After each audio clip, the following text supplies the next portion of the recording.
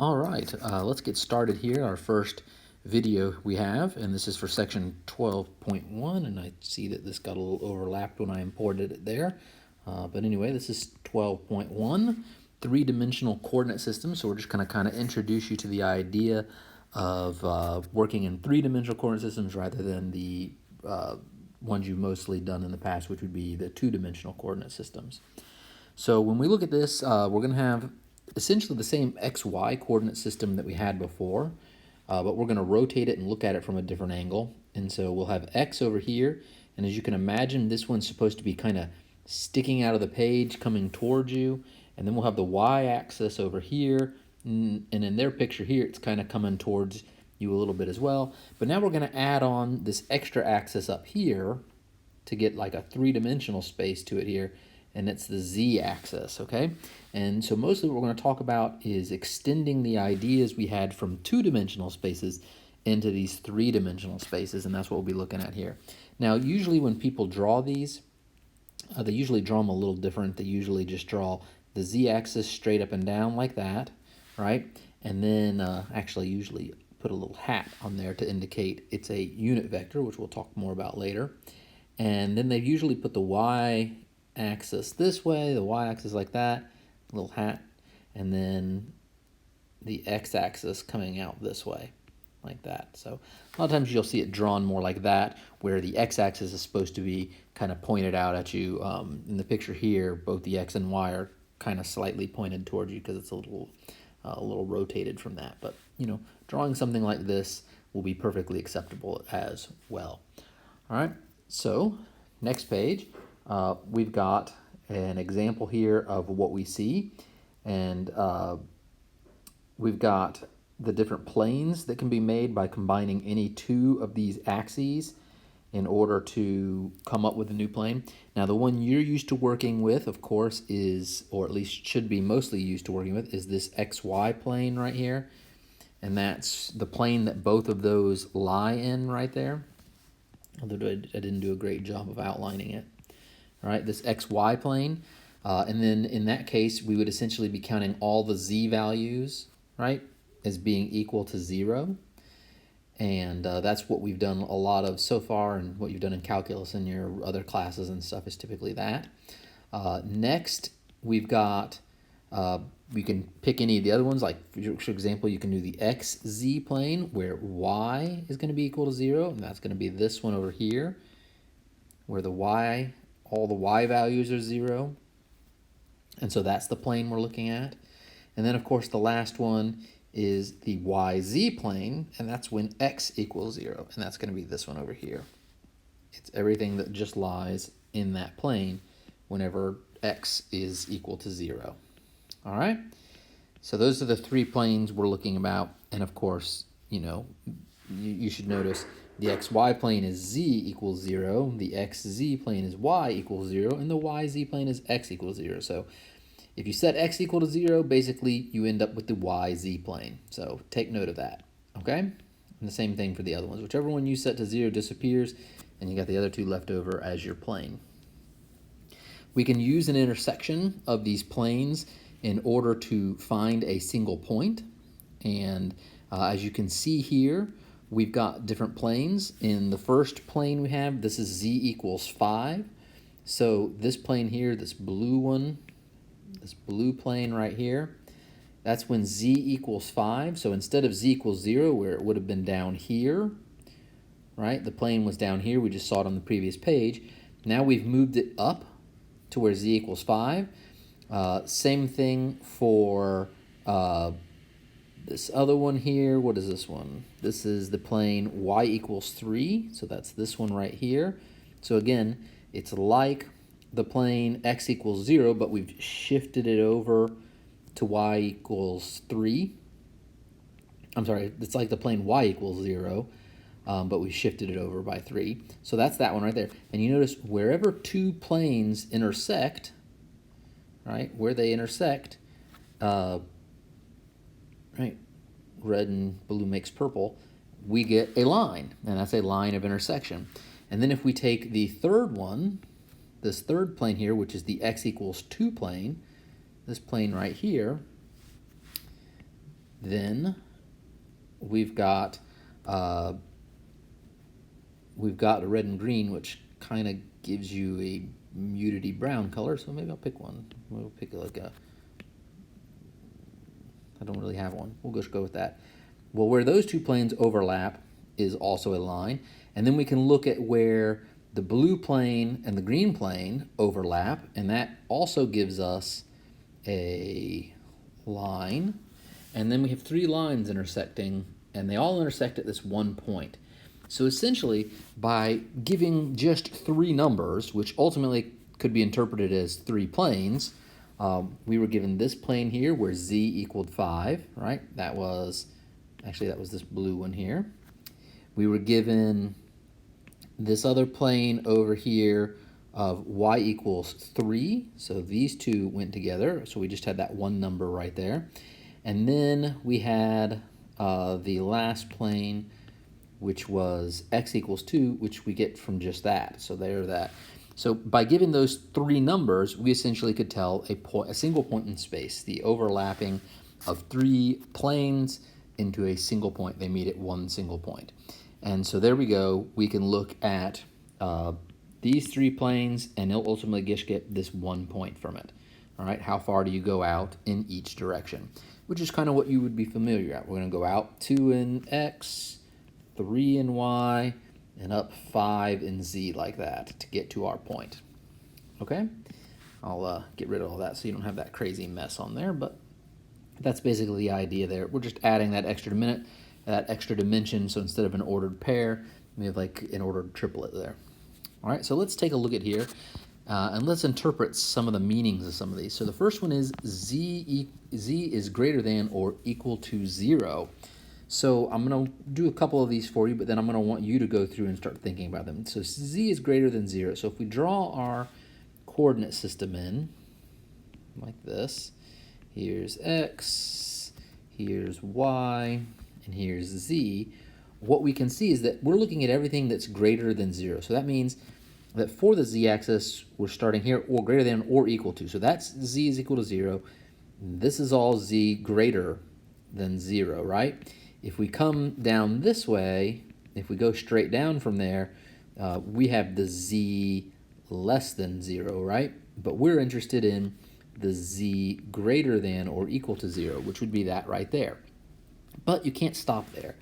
You have to think a little more about this, because you also have to remember that if I start off right over here and I go up, I'm still also staying in the z greater than or equal to 0. And the same thing over here on the x-axis. I can go really anywhere I want on the x-axis, anywhere I want, moving out here on the y-axis, and I can go all these, and all these places are z is greater than 0.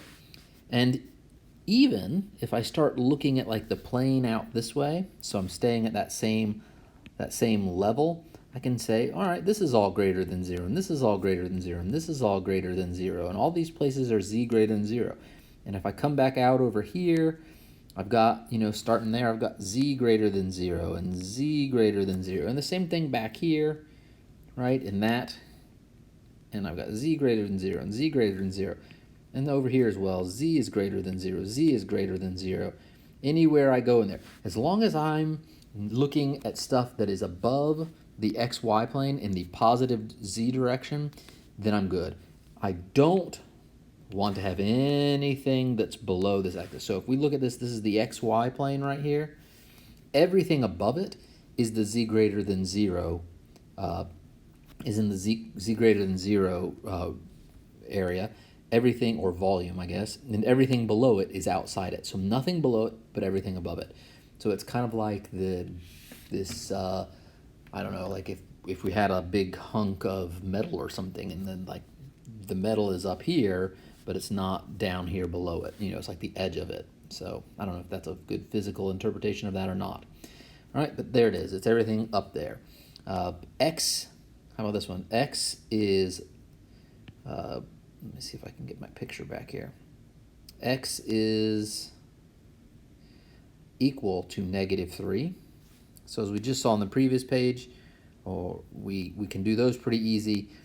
X is equal to -3. That means we're going to go back this way, right? This is the negative x direction, so negative 1, 2, 3 on it right there. And then it's anything where that is the case. So anything in the z direction, anything in the y direction from there, which means we essentially just have that plane right there, right? So we have that plane that's going in the back there.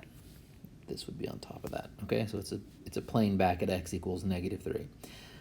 This next one is x equals 0, z equals 0, x is less than or equal to 0, and y is greater than 0.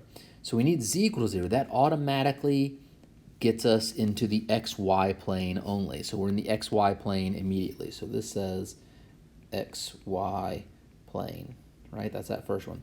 Now we need x less than 0. So then that cuts us off here, right? And we end up with just having this area over here now, right? We can get rid of this. We're no longer there. And then we need y greater than 0. So then y greater than 0, that's everything here to the right. And so this becomes, that becomes our area. And it goes out this way and this way forever. So it's, you know, it's this whole area over here as long as we're staying, you know, inside that boundary. Okay, so it's like it's like the, what quadrant number is that? That's going to be quadrant number 2, right? Negative x and positive y. So that's essentially what that is there. All right, so I'm going to leave the other 3 for you to think about and try to do. But try and think your way through them and see if you can figure out what they are telling you is there. What areas are you looking at? What region are you looking at? Or even down to like maybe, you know, you could do something like this that gave you just a single point or something like that. Okay, so think about those other ones and give them a try. Next, let's take a look at this example. This is the what points satisfy P of x, y, z satisfy 2, 0, 3, and the equations. This should be x squared plus y squared, so I don't need that right there. X squared plus y squared equals 4, and z equals 3. Okay, so what equations satisfy that right there? What points satisfy that? So if we look here, I shouldn't have read that the first time. Shouldn't have crossed it out either.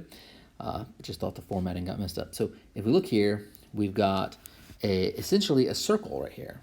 We have a circle, x squared plus y squared equals 4, right? So that's the set of all points that are 4 away from the origin, because this is essentially the Pythagorean theorem, right? This is x squared plus y squared equals r squared. And so if we look in just the xy plane, any triangle, oops, let me actually draw the circle in first, because I'm thinking that's good. So we have this circle here, and any triangle we draw, right, x, y, r, any one we draw in here, right, x, y, r, they're always going to end up on making those points of that. So anywhere we draw these triangles, we should end up right there on this circle. So it's a set of all points that are that same distance away. It's the distance formula, right? It's what's called our metric. That's how we measure distance, is that Pythagorean theorem equation. So what we've got is that. So we have a circle, and that's this blue circle you see right here. But then we have the added condition that we need z equal to 3. So we're no longer in the xy plane. We're taking this and moving it up to the z equals 3 plane. And so then that's all those points in red there, that circle there. That is actually all the points that satisfy that equation. Okay? Next, got a nice little Bible verse there for you. Do not love the world or anything in the world. 1 John 2:15. I like that one. All right, so here we are looking at the distance between points. You can notice this is just an extension of the regular old Pythagorean theorem, right? The regular old distance formula. We just take that off, and now we've got the distance formula in the xy plane. But now we're adding on the z plane, okay? And I'll show you this more in the next picture, but essentially this is how you tell distance, right, between points. It's the Pythagorean theorem, and get used to thinking of that the proper term for that is it's the metric of our coordinate system of our space. It tells us how to measure distance, right? And so if we come over here and look on this page, we can see this a lot better. What you can see here is we're trying to find the distance between these 2 points, this point here and this point here. And what we can do is start by finding the distance from this point, and let's do it in a different color. Let's do green. From this point here to this point over here. And to find that distance, we can simply do the Pythagorean theorem right here. We can make this into this triangle, this right triangle right here. And we could say this is A, this is B, this is C, let's say. And we can do A squared plus B squared equals C squared, right? And then once we get C squared, you should note that it is essentially C is a side of this next triangle. And the distance between our 2 points here is the hypotenuse of this new right triangle right there. Okay, this new right triangle going right there. And so if that is C, we can call this maybe D, and then this we'll call E, and we'd have C squared plus D squared has to equal E squared, right? And so ultimately that's A squared plus B squared, that's plus, because A squared plus B squared, that's C, plus D squared equals E squared. So we have essentially just, it's essentially just doing the same metric, that same distance formula, but adding on the extra term for the extra side there. A squared plus B squared plus D squared equals E squared kind of a thing, all right? And so if you convert that into your distance formula, right, you get, well, what's the distance for A? Well, A is going to be what? The length between this point here and this point here, right? That length of A is simply x2 minus x1 and squared. That's the A squared. And then the B squared, all right, B squared is going to be, come over here, and the distance between those, it's purely in the y direction. It's going to be y2 minus y1 right there. So this will be y2 minus y1 squared. And then plus D, the distance between D, well, you know, the x's stay the same, the y's stay the same. What changes is z2 to z1. So that's here to here is that length we're doing. So that's going to be z2 minus z1 squared. And that all has to equal E squared. And E squared is simply, or E is simply this length right here between the 2 points we were looking at, which means it's the distance or the length of the line P1, point 1 to point 2, like that, the length of that line. So something like that, and then of course squared. Okay, so that's the basic idea there of how we're just extending this idea of the Pythagorean theorem into 3 dimensions, and therefore the distance formula into 3 dimensions. And you know, that's just the way, that's our metric. It's like our ruler for measuring lengths in this space and in this coordinate system. Okay, let's take a look at an example here. Find the distance between these 2 points. Pretty straightforward one there. We're going to have x2, x1, y2, y1. And then let's get another color here. Let's go z2, z1. And it really doesn't matter whether or not you do, you know, x2 minus x1 or x1 minus x2 because you're squaring them.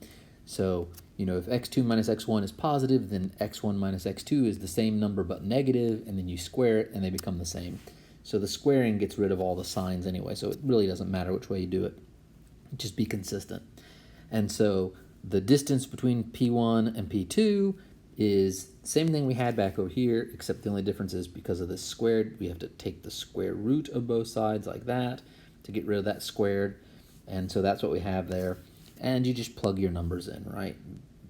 x2 goes there, x1 goes there, y2 goes there, y1 goes there, Z2 goes there, and Z1 goes there. Find the difference, square them, do them all out, and you should get your answer down here, okay? So not too bad, just something you need to go through and do. Same thing you were doing in 2 dimensions, just with the extra Z part. All right, here. Now, in XY, in 2 dimensions, we have a circle. Here, when we move a circle into 3 dimensions, we end up with a sphere. And so that's what we're looking at here.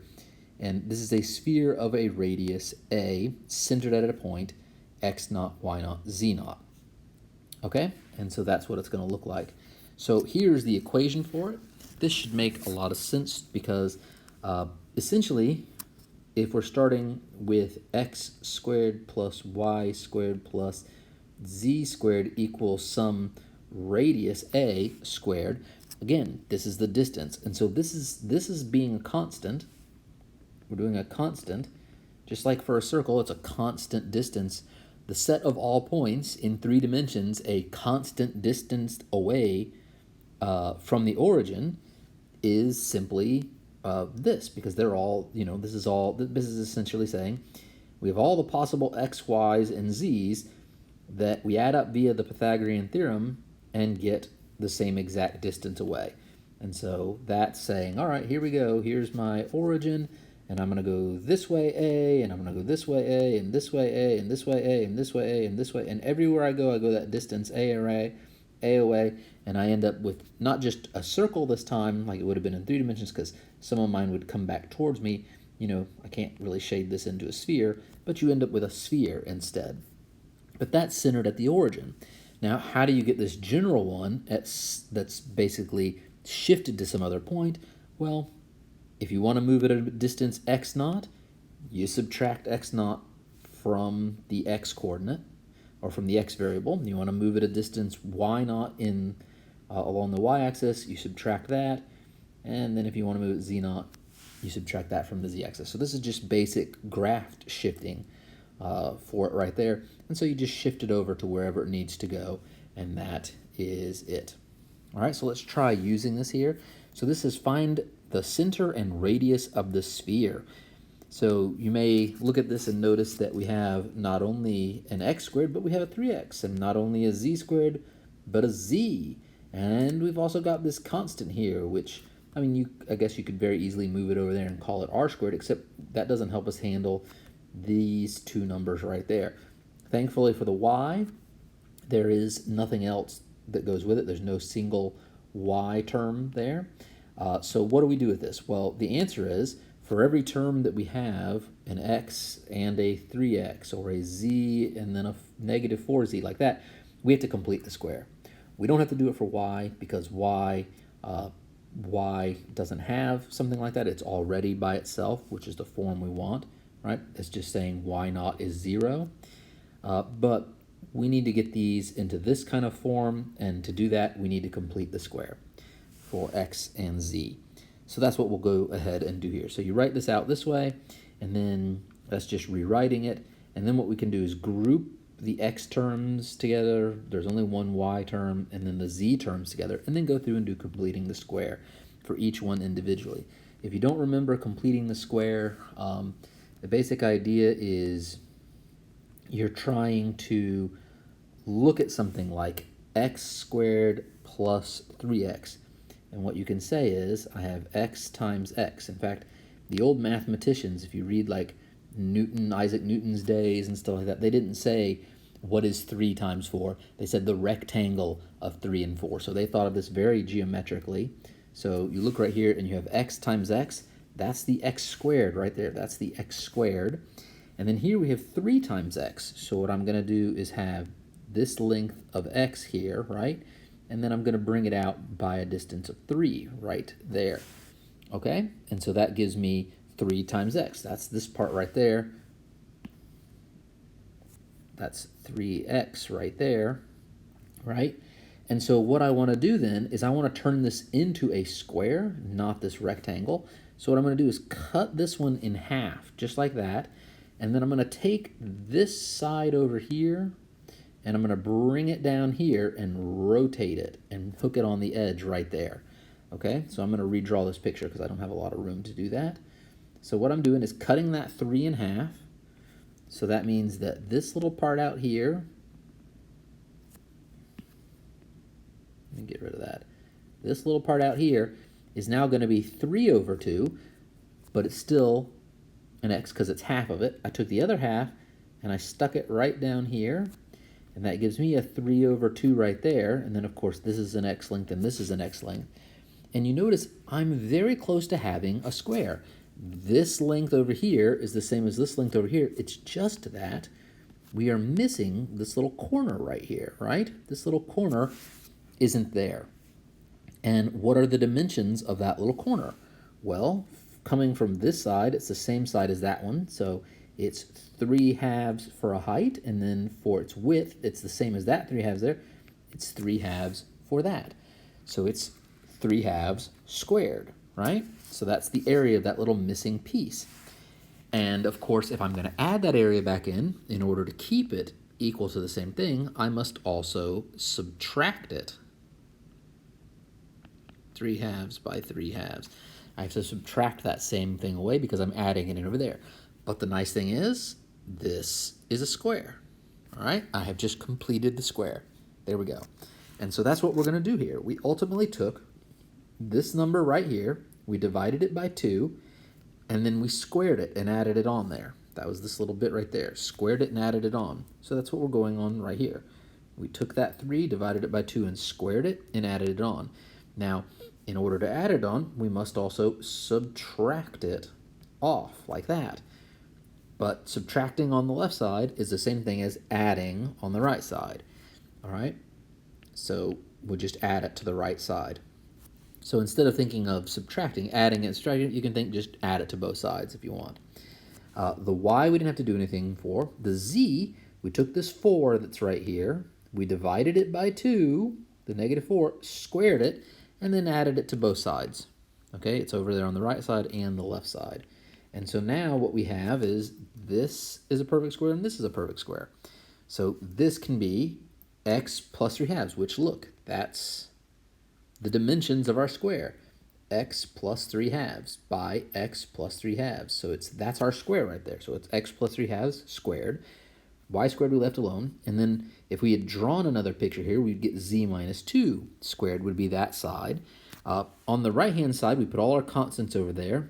We can combine them all together, and that's essentially going to be our radius squared. So reading off of this, we can see that x naught here in this case is negative 3 halves, right? Because it's supposed to be x minus x naught. So it's x minus negative 3 halves. So there's our 3 halves for x naught. Y naught is 0. Z naught is 2 because it is. It's z minus z naught, the position of the z along the z-axis. So there's that 2. And then the radius a is just going to be the square root. Right, it's the square root of 21 over 4, which is just the square root of 21 over 2, right? Because it's square root of 21 over square root of 4. So there you go. All right, so hopefully that made some sense to you, and you can go through and do that one. Here are some other little things I want you to look at to try and do some geometric interpretations of. First one is x squared plus y squared plus z squared. That obviously looks like a sphere, and we want everything that is, or it's a distance, we want all points that are a distance away from our origin that is smaller than 4. So what that says to me is, here's our origin. We're looking at all the points sphere, right? It's a sphere. It's a solid sphere, right? It's a solid sphere filled up there for everything less than 4. Now, what's the difference between this one and this one? Well, essentially, this one, to me, is the bulk. It's, if we had a sphere, it's all the atoms and molecules and stuff that are on the inside of it. Like, say this was a ball of water floating in outer space or something, right? But it doesn't include the surface particles. If we were to like zoom way in, right? If I can draw this, if we were to zoom way in on it, we'd have all the particles on the inside, right? But we'd be leaving off the particles along the surface, right? Where this is the surface, and this here is the inside of the sphere. So that's what we're leaving off. In this second one, we're just including them. It's everything including the surface of the sphere. All right? I want you to take a look, you know, like at this one. Well, maybe I can say this one. This one is everything greater than 4, so it's kind of the reverse of this. Instead of it being a solid metal ball, it's like we have a solid hunk of metal, and this is the hole inside of it, right? There's a hole inside of it. We have this infinitely large, giant hunk of metal, and inside there is a, you know, a hollowed out hole, spherical hole inside it, where, you know, where we have nothing, and we only have stuff where we're greater than that radius, okay? And then this one right here, I'm going to leave that one for you to think about. Try and think about what that one's going to look like, and what it would be with the inclusion of the equal sign and the z less than or equal to 0 part. All right? And that pretty much finishes us for this one, so we'll start on 12.2 in the next video. So that's it for this one. All right? Thanks, everybody. Bye.